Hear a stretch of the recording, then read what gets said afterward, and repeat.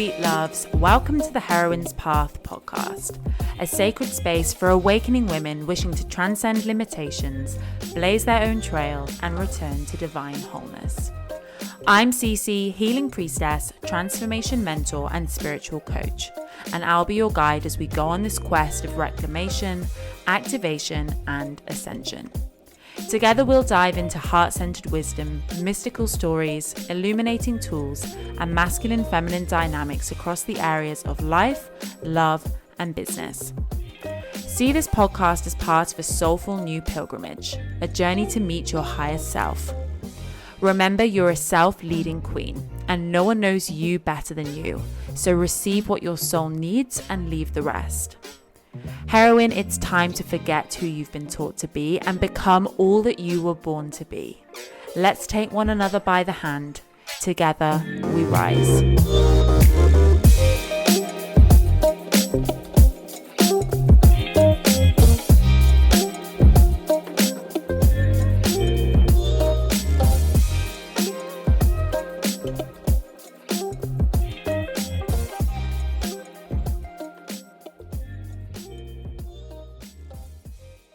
Hello, my loves. Welcome back to the Heroines Path podcast. It has been a hot minute since I came on to record an episode for you. And I'll be really honest with you. I've actually had quite a lot of resistance to recording. And I can't really put my finger on why. It's just been something that I feel like I've been avoiding. And I think it's because I was in such a flow of recording, and then I've shared with you like little tidbits of this, but I will give you the full lowdown. I have now found myself called in a really beautiful relationship. And this relationship is something that I've wanted for such a long time. Although for a long time I was subconsciously sabotaging my own desires because I hadn't actually claimed it fully. And so I was repeating age-old patterns. But during lockdown, as you know from my episode around sacred celibacy and the dark feminine, I took a year, I actually took 14 months in total, completely to myself. And I pulled back from dating. I didn't have sex. I didn't sleep with anyone. Didn't even message another guy. And what that meant was it gave me the opportunity to really grow and nurture and call forth my own inner masculine, to allow my own inner warrior and king to rise, to relieve my own father from the projections and blame that I had been sending his way, and to cultivate my own inner father. And once my own inner masculine was healed and present, grounded and supporting me, of course, because our life is a reflection of so much of what's happening on in our inner world, then the masculine shows up. And it was the easiest journey into a relationship that I've ever had. He is incredible and I adore him. However, you sense there was a but coming. It's really been such a beautiful opportunity for me to take stock of my masculine and feminine, because whilst I was just taking responsibility for myself, I was able to be both masculine and feminine for myself. I was approaching everything from a space of wholeness. But to be honest, even in hindsight now, I think there was still some elements of me that were operating from that space of daughter consciousness, as I say, from that space of letting life happen to me. A little bit of wounded maiden energy in there, not taking full and radical responsibility for my experience, particularly in my business. And then when the masculine shows up, it's deep initiation. You can be initiated by your own inner masculine for sure. And that is certainly what happened for me. My divine masculine awakening took place in around March, April of this year, 2021. He really started to come online for me and started to call me into deep integrity. And what that looked like was certain things I was doing online, growth strategies, certain friendships, things that were happening. The divine masculine came in with his sword and shield, and he just cut away all that didn't serve, all that was out of integrity. And as we know with healing, it's not linear, and these things spiral around each other and they come in waves. And so I sort of see our divine feminine and masculine awakenings as coming in waves. And you'll have like the first wave, then you'll have a second wave, and they are big initiations. Which makes complete sense, because in the ancient mystery schools, you weren't just initiated fully into the mystery straight away. You went through stages as the initiate. You would be initiated into the lesser mysteries and then into the greater mysteries.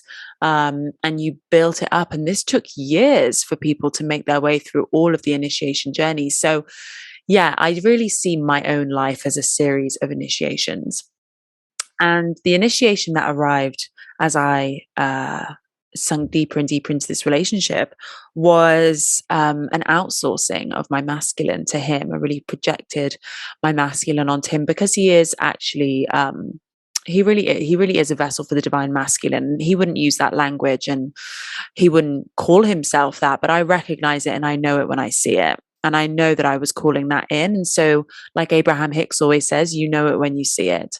And I recognize the divine masculine frequencies in him, the integrity, the groundedness, the centeredness, the commitment to his mission, to his purpose, his protectiveness over me and over the feminine generally. And over the earth, he really has so much of that frequency coming through. And so, of course, for the first time ever, I was truly allowed to surrender and relax and give myself over completely to his leadership and trust him completely with that.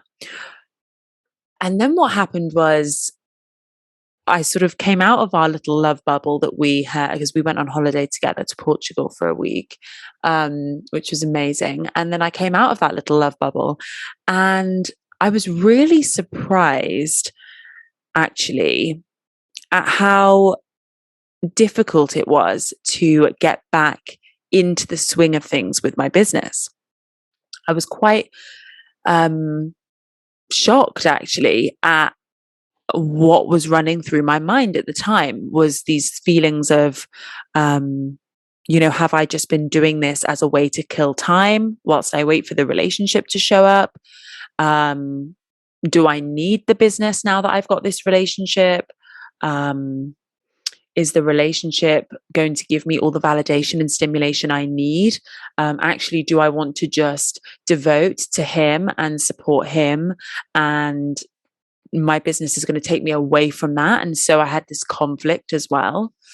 And I just really struggled to find the energy to actually return to it.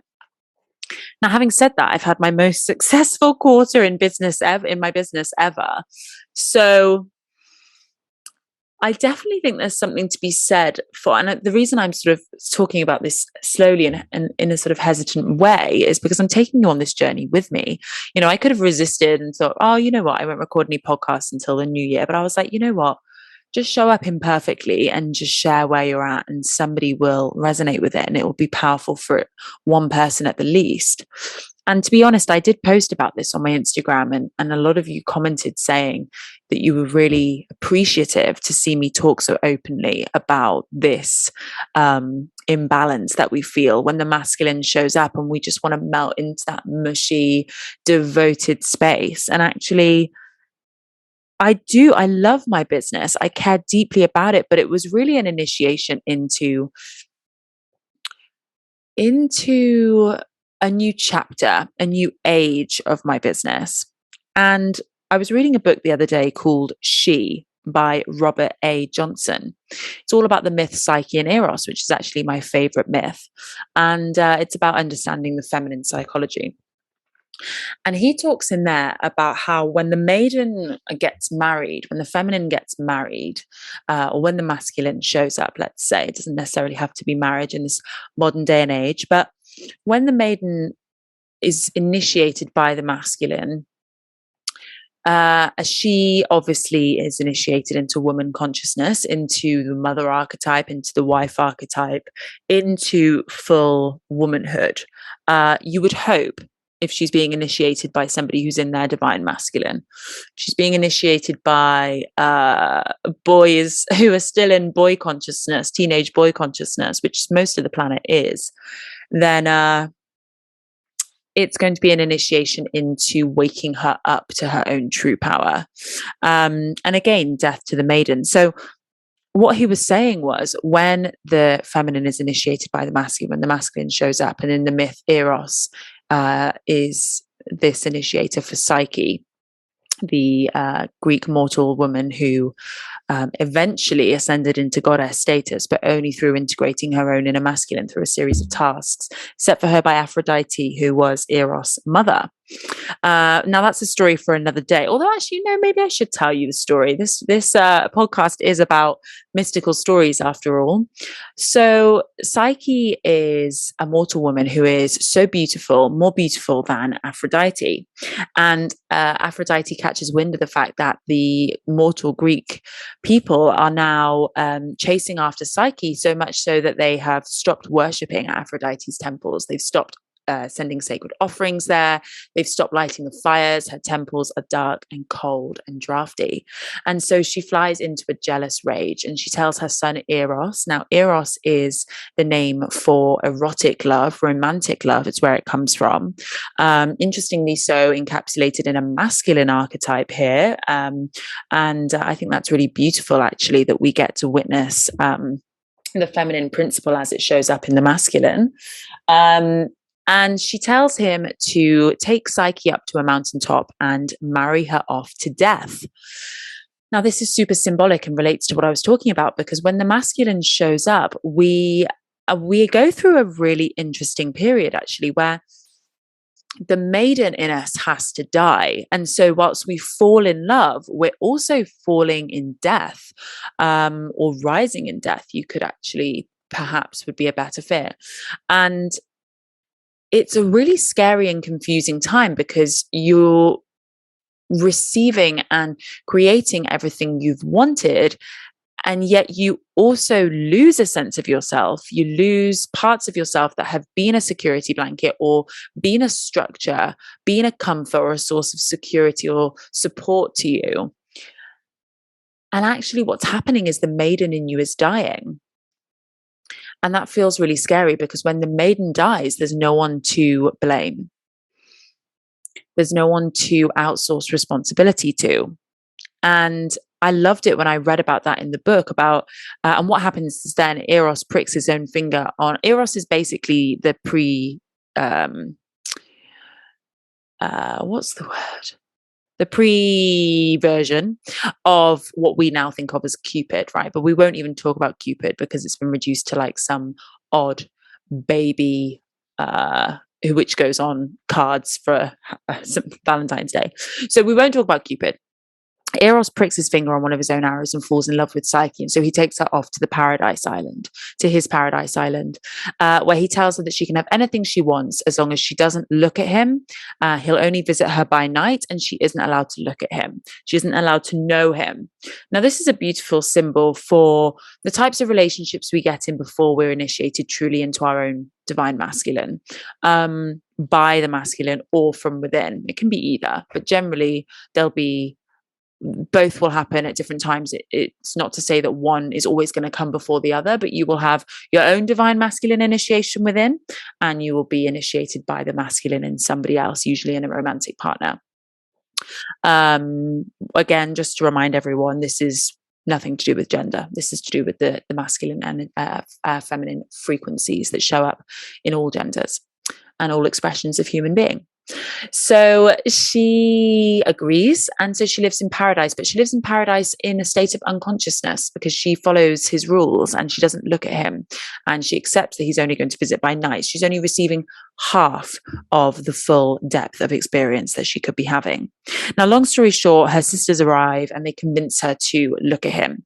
And just as she holds the oil lamp over him that night, she spills some oil. It wakes him up. She realizes he's a god. She then pricks her finger, falls in love with him, and then he disappears. And he goes to his mother, Aphrodite, where he complains and he mourns the fact that Psyche has disobeyed him. Now, this is the first stage of her awakening. She was meant to marry Death. She's then been married to erotic love. She's now having a conscious awakening to the fact that he is both her lover and also the tyrant that's controlling her experience of reality. She has to awaken her own divine masculine before she can ascend from mortal, from daughter consciousness to goddess, woman consciousness. The myths give us the blueprint for everything we need to know. We need look no further than the language of the soul of the world, and that is mythology. So Aphrodite sets her 4 seemingly impossible tasks. One of them is to sort a pile of seeds. One of them is to collect golden wool from the rams, who are very aggressive. The ones from Jason and the Argonauts, if anybody knows that myth, the golden fleece. Then she has to go and collect some of the water from the river Styx in the underworld. And finally, she has to go and get the ointment from Persephone, who is queen of the underworld for half of the year, and the maiden or the core for the other half of the year. So she is able to complete all of those tasks only with the help of some intermediaries, like little ants come and help her sort the seeds.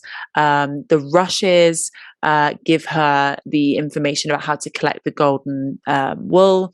And there are other helpers along the way. Now, all of these are Eros in disguise. Eros is helping her along her individuation journey by showing up as a reflection of her own inner masculine as it comes online. Aphrodite is obviously confused, infuriated that Psyche is actually completing these tasks. And finally, she completes the last one, and Eros is so besotted with her that he can't help but wait any longer.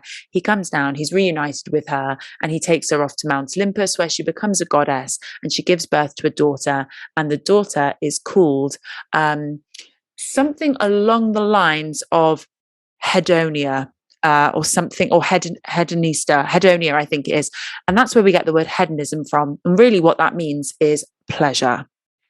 So isn't it interesting that we have Psyche, daughter consciousness, by activating her inner masculine and by giving birth to her own pleasure, or you could think about that as her own desires. She moves from daughter consciousness from mortal to goddess, or to fully embodied and empowered woman consciousness. Now, that was just a very quick retelling of my favorite myth, and would love to hear your thoughts on that and what you took away from it. But what I want to express is this idea that as we get into a relationship with the masculine, the maiden in us has to die. And so even though we're opening our hearts to love and to we're receiving, and we are experiencing, and our feelings are changing, and our hearts being cracked open, and we're surrendering, and we're melting, and we are doing all of those yummy, beautiful things that come with being in the throes of a new relationship, we're also confused and grieving because the maiden in us starts to die. And the way that this manifested for me was, and that's why I just mentioned to you that despite having some confusion about whether or not I wanted to return to my business, and having a lot of resistance, and particularly around the podcast, which is interesting because I felt very expressed on Instagram, but I've just had this resistance to recording. But today is the day we break that pattern. Today is the day we shine the light of illumination, the light of consciousness onto that pattern. And we say, it's okay to show up imperfectly. It's okay to show up with what is. We don't need to make things up to seem more interesting. We don't need to perform. There are so many beautiful lessons in this. But the thing that really manifested for me as this relationship took hold was this almost internal pressure I was feeling to take more responsibility in my business. And I can only describe that as a feeling of wanting to get my shit together, I suppose, in the most colloquial sense. my partner wasn't putting any pressure on me at all. He wasn't sort of standing over my shoulder saying, let me see your financial spreadsheets. Like, absolutely far from it. If anything, all he's done is encourage and celebrate what I've created so far. But this is why it's never anything to do with them. It's always to do with you. I had this internal feeling that I now needed to step up, to take more responsibility, and to really be intentional about what I was creating in my business. Because no longer was I just here to look after myself and, to be honest, go from month to month, seeing what happened and waiting for life to choose me. I had this masculine who I guess I wanted to. I'm just processing as I say this because I'm even still at this stage slightly unsure myself. But I guess part of me thought at first, was it a pattern of wanting to impress him? Was it a pattern of wanting to um, look good or to look organized in front of him? At which point was I getting into a kind of like manager employee dynamic with him? But then as time went on, I don't think it was that, because it wasn't making me unhappy. I wasn't feeling burnt out or resentful or stressed or pressurized. If anything, I was feeling more ease than I've ever felt before. I've created more abundance in my business this quarter than I've ever done before. And it was simply by being more intentional. And I think it was really, the divine masculine was showing up in the form of him. And it reinitiated my own masculine. That's the only way I can describe it, is his presence reinitiated the king, the father, the CEO, if you like, inside of me, the warrior, the version of me that actually did want to get in and amongst my figures and did want to start forward planning a little bit, did want to be able to know, I think as well, that when we came to make decisions together as a couple about our future and where we might live or what we might do, and I wanted to know that I had taken full responsibility for what I was bringing to the table, because that's what I would desire to see in him. And I think just as I'm channeling this transmission through now, it's starting to become clear. What we desire to see and experience, we first must embody ourselves. And so that was so clear that as he arrived and I felt the divine masculine frequency there, it reinitiated mine. It sort of woke my warrior up from maybe a little bit of slumber. And there's always a dance going on between the polarity within and without. And so what he awoke in me was my own masculine. But that's not to say that it then pushed me and him out of polarity at all. If anything, I now understand that, and I went through a few days at first of feeling confused, feeling guilty as well, that I didn't want to rush back to my business, feeling a little bit passive and unsure, to then feeling a lot of compassion and patience for myself. I haven't been in a relationship for a long time, and I'm used to it just being me. I'm used to just taking care of myself, for better or worse. I say better in the sense that, I'm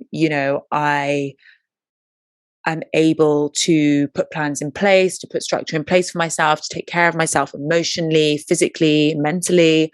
I'm in an extremely good place, on a personal level. But also for worse, in the sense that when it is just me that I have to take care of, it can be quite easy to slip back into that just living month to month, seeing what life is going to serve you, rather than being intentional and having that laser focus. Actually, laser focus makes it sound like I was doing more than I was. It was just about being intentional and about owning the desires. And that's really what I want to share with you today. Is, I guess this is just a riff on just many things. This is a riff on waves of different initiations. This is a riff on those feelings of confusion as the masculine or the feminine show up inside of yourself, and then what happens to those frequencies when they actually show up on the outside as well. And it might not necessarily be a new relationship. It might be you make a new friend and suddenly you feel your sister wound being triggered in a way that it hasn't been for a long time, or you struggle in the business and suddenly you feel that you're going back into that toxic masculine, that hustle space, or you have a lot of abundance in your business, for example, or you get promoted at work and suddenly you're feeling like you're getting into that manager employee dynamic where you're constantly checking in for approval. So life will always serve you new things to reinitiate you into deeper and deeper levels of truth, and deeper levels of these mysteries. And I really feel that I have now been initiated even deeper into what it means to have an integrated masculine. At first, the first wave is always the mother and the father, the nurturance, the care, the being kind to yourself, the patience, the compassion. And then as time goes on, you get reinitiated into the more darker elements of the feminine and the masculine. And recently, what that's looked like for me is really journeying with the dark feminine in terms of authenticity and raw truth, letting go of a lot of the shoulds and attachments that I have to or had to showing up in a certain way, to feeling like I needed to dress a certain way, speak a certain way, do certain things on Instagram and online to feel and look like a goddess. She's really cutting away any performative elements that I was still, or performative patterns that I was still demonstrating. And vice versa, the darker masculine comes through now, not only to support me and care for me, but also to really own and claim my desires, to almost dom life in that healthy, conscious, mature way and say, you know what, this is what I want, and this is what's going to happen, and this is what you're going to give to me, and I would like it in this way. And I'm open to letting you surprise me, and I'm not going to over micromanage you. I trust you to deliver this to me, but this is what I would like. And since I've really brought that energy into my business, I cannot tell you the transformation that has taken place. With little to no much more effort on my part, the way that I'm showing up is different and the intentions are different, but I'm actually showing up less than I used to. I'm now booked out with one-on-one clients until March 2022.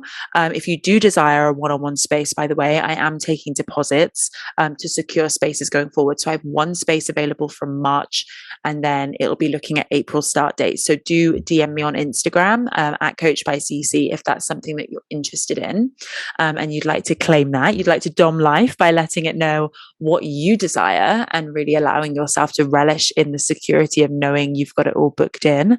I certainly know from the women who've booked in for January and for February that that's something they're really enjoying and relishing, is knowing that their future selves are taken care of. So if that really resonates with you, definitely drop me a message.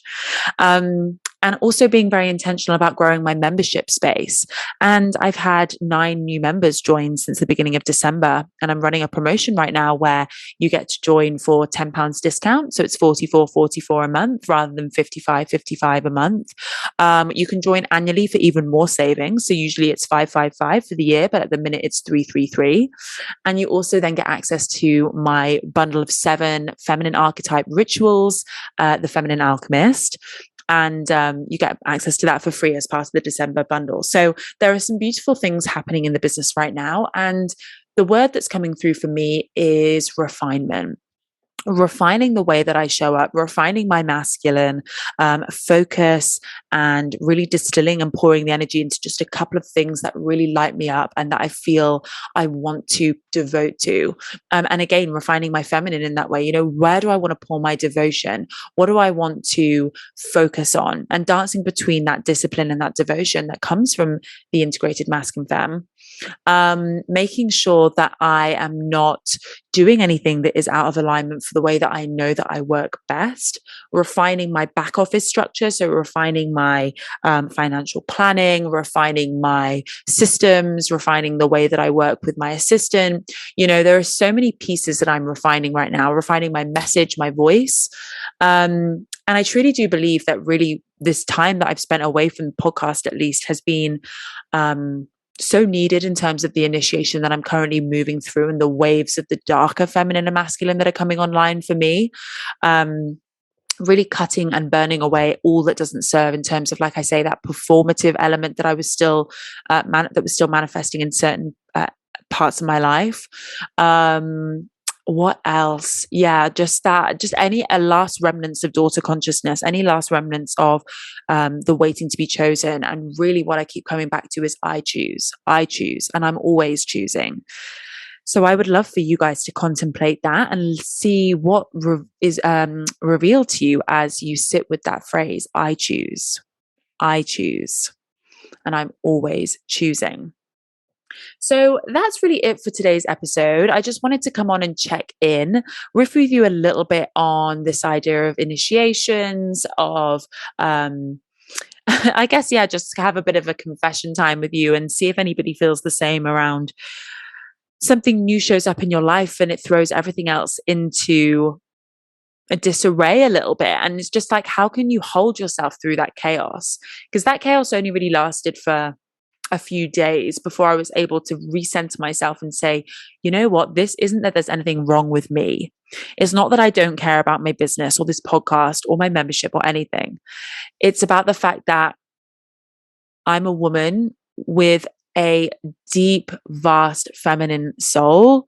And when I'm in the presence of the masculine, all I want to do is surrender and melt and devote to him, and basically let my little inner 1950s housewife come online. And there's no shame in that. I actually held a workshop inside one of my friends and fellow coach Jessica Colvin's membership, Sacred Souls, this morning over in Australia. I wasn't actually over in Australia, power of the internet. And I said that to them, you know, I said, there's a lot of shame around women now just wanting to be women. It's almost like we feel we have to be hyper independent and super ambitious and want to take over the world. And there's actually this kind of part of us that comes out. And I definitely felt shame around it. Like, is there something wrong with me because I just want to devote to my partner and be in this mushy, lovey place with him? What's wrong with me? Why don't I care about my work anymore? Why don't I care about my business? Why am I not ready to get back straight first thing on Monday morning? And I just really want to give you that permission slip to take away with you today, that you have so many parts and archetypal energies living inside of you. And to acknowledge them and to honor them is to see them for their light attributes before they can kind of be repressed and go down into your shadow and really start hijacking you. But it's also to not identify with them too fully. When I was identifying with that 1950s housewife archetype, I made myself wrong for it, because it meant that if I was her all the time, then I really wouldn't be able to do my business. When I called her out with love and saw her for what she was, just a part of me, one part of me that has her strategy and her goals and her intentions, then I was able to love her and accept her, whilst also saying, I am not you. I am not you fully. You are a part of me, but I am not you. I'm still me at my core. I am everything. I am the encapsulation of all the parts and pieces. And because there's also a divinely masculine warrior king who absolutely adores showing up and holding space for the women inside my membership, my women's circle, the heroine circle, for being able to show up and do the work for my one-on-one clients. I love expressing my voice on Instagram and here with you guys. And that is this kind of spiritual, divine, feminine warrior part of me. Now, if I was her all the time, then I would struggle to devote into my relationship in the way that I really want to. So it's about being multidimensional. It's about having lots of different parts and pieces to yourself and knowing that they're all valid and that they all deserve a seat at the table. It's about holding yourself through chaos and saying, okay, there's changes, there's new things on the scene, the things have been sacrificed, things have died, the maiden in me is dying to make space for the woman in me. Perhaps an old client relationship is dying to make space for a new era in your business. Perhaps a romantic relationship is being sacrificed for the birth of your fullest, most authentic expression. Or perhaps your most authentic sexual chapter of your life, you know? Something always has to be sacrificed so that something can be born.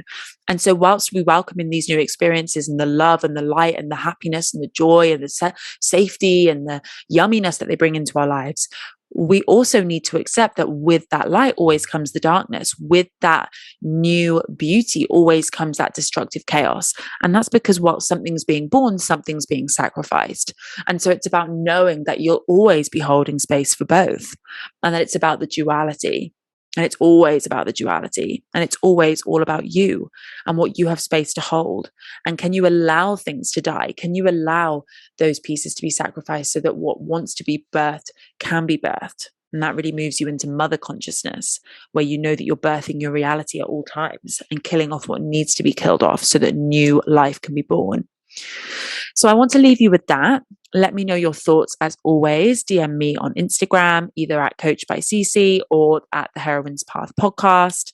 Feel free to jump into my December Dark Goddess bundle, Awaken the Goddess Within. Like I say, you can join THC for £10 less than usual. And you will also get access to the Feminine Alchemist, 7 rituals. You have the priestess, the child, the lover, the warrioress, the mother, the queen, and what is number 7? The wise woman. Oh, the wild woman, sorry. The queen and the wise woman. And they are beautiful, beautiful rituals that came from inside my course, Sacred Union School. And I pulled them out and bundled them onto their own thing.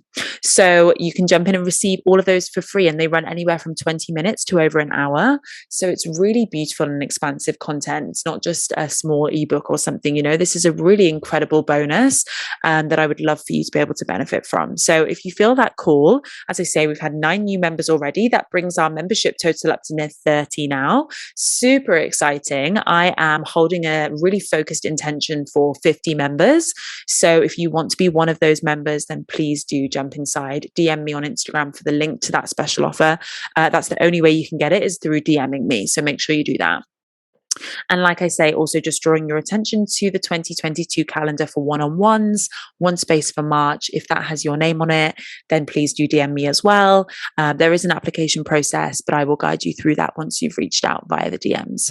Sending you so much love, heroines. I hope that this little debrief has been interesting, illuminating for you, and also perhaps just brought you a bit of comfort that we don't always need to be showing up and serving our utmost with, you know, a full workshop prepared or a PowerPoint presentation, or, you know, all of these perfect codes. Sometimes just what we're going through in life, just by showing up and sharing that vulnerably, which is what we do inside Circle. It's what we do inside the Heroine Circle, is we just show up, and I always say, what's present for you? And it's just sharing. And I don't need any advice, and I don't need any guidance. I don't really need any acknowledgement. I just want to be witnessed, seen, heard. And just by using my voice, by expressing myself, that is me taking back my power and making sure that I don't slip back down into daughter consciousness. So the invitation is there for you to do the same today. Express yourself, maybe journal or speak aloud what's present for you. Know that however your life is showing up right now is perfect, and that you don't need to be the finished article before you release your creative expression into the world. I'll see you on the next episode, and I'm sending you so much love.